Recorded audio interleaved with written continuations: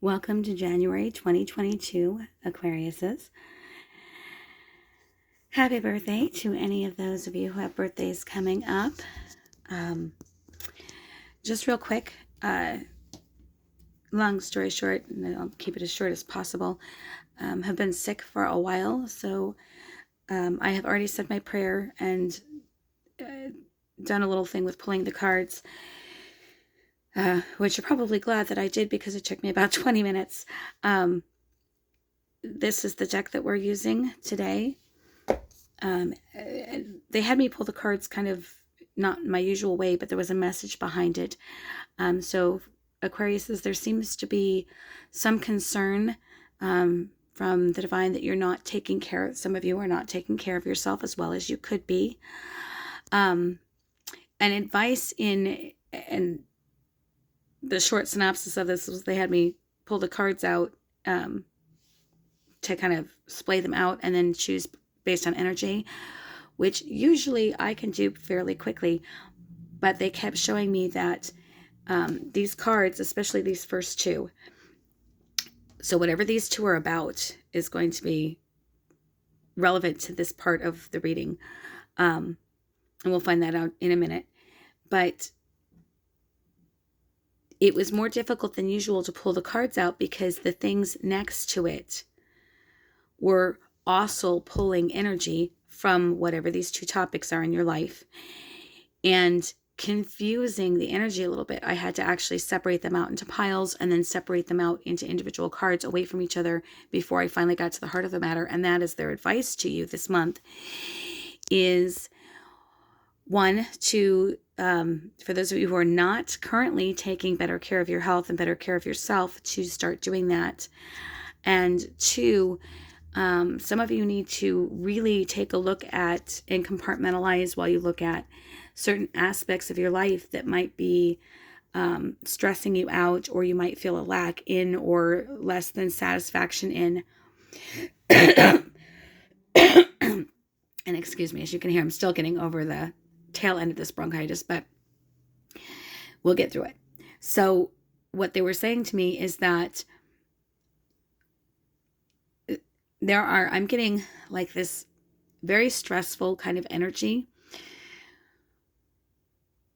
from, I feel like it's from you or from people around you. And in some ways it feels like it's both. It feels like a lot of my Aquariuses are kind of hiding that, that anxiety, whatever anxiety they might be feeling. And the people around you might be a little bit more vocal or expressive about it. And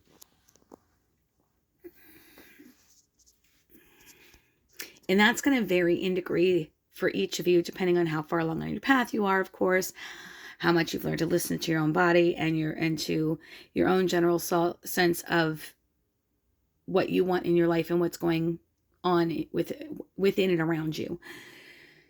So their advice in that was to, if you are one of my Aquariuses that are falling into this area where you're feeling that anxiety and that stress, the advice is to really separate out the different parts of your life, especially the different things where you have specific goals that have not yet been met, or issues that you are aware of, and separate out each piece of that. In other words, your physical health, separate that out into, and I'll get into that more on this third card.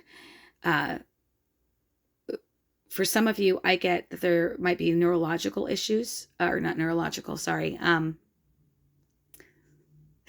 The stress could be considered a neurological issue, but nerve issues. And the reason I say this is when I do Reiki sessions, when I'm running my hand over somebody, what I call scanning, there is a pin prickle feeling in my fingers that it almost always means that there's some sort of nerve issue there, whether it's nerve damage or a pinched nerve due to swelling or a back issue that, I refer them to chiropractor, refer them to, tell them to go talk to their general physician. But it usually indicates some kind of issue with the nerves. I was getting that in association with this card. So there are some of you, and this is so general, so please only take it if it resonates. You don't want to take this energy on. Trust me, I've had these problems. You don't want to take this on if it's not yours. First of all, you could self-manifest stuff. So this is for people who are already feeling that sort of thing. In my experience, it could be symptoms like numbness in the hands and feet, which could also be caused by other things. So these are things to go talk to your general physician about. But that can be a sign of pinched nerve damage. Pins, the pins and needles feeling. That's why I get that symptom, that particular feeling. That's one of my symptoms. So I recognize that feeling. Pain, oftentimes pain in the back, pain in the neck. It can be caused by a whole number of issues. So again, seek medical treatment to find out what the cause is. But in some cases, it could be associated with the nerves.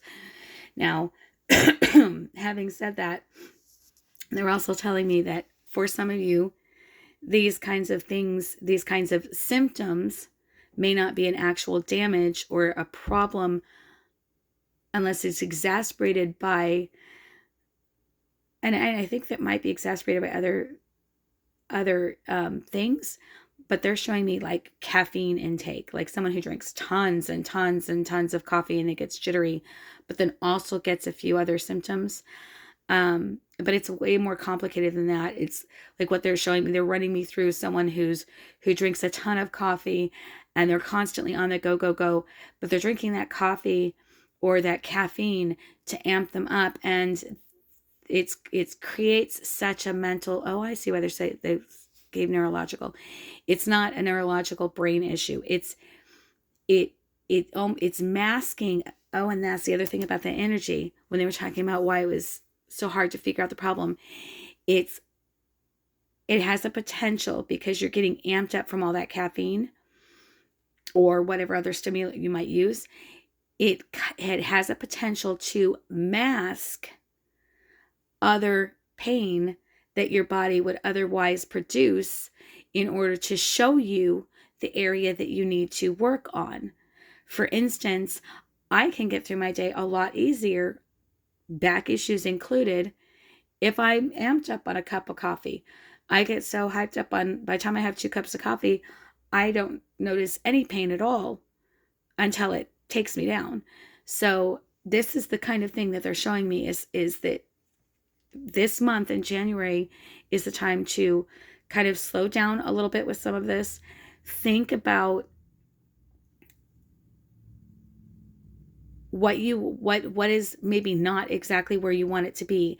And then instead of just assuming that it's X, understand that the energies can bleed into each other. Finances can affect our health if we don't have enough money for good food.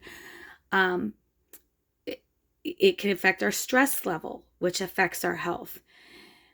And vice versa, our health. If we've been down and out and sick and we don't have enough, hours at work, that affects our finances. So everything in our lives is interconnected. And these energies, they're showing me, are bleeding together for a lot of Aquariuses right now. And so it's going to be really important to separate out each piece of your life and figure out where you might be able to make changes for improvement to get you where you want to be. It's not about improvement for anyone else or what anyone else thinks. It's about what you think about yourself, what you think about your goals in your life and what you want to do. Having said that, that was it keeps coming up, like one thing in life is affecting another, but also one thing about health is affecting another. Something is masking something else. So now we're going to see what these are the two where the energy was bleeding into each other. The winged wise ones, angelic help, miracles, and miraculous aid.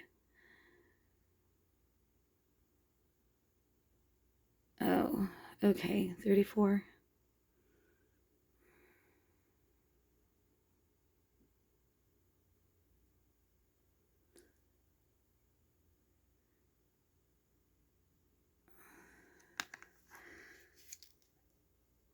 All right, we're going to read from the book. But I get a secondary message to this one. Like I'm hearing the words, too many hands in the pot. Too many people may be giving advice, trying to help, which can confuse the issue and make it more difficult to figure out what you should actually do in a certain area.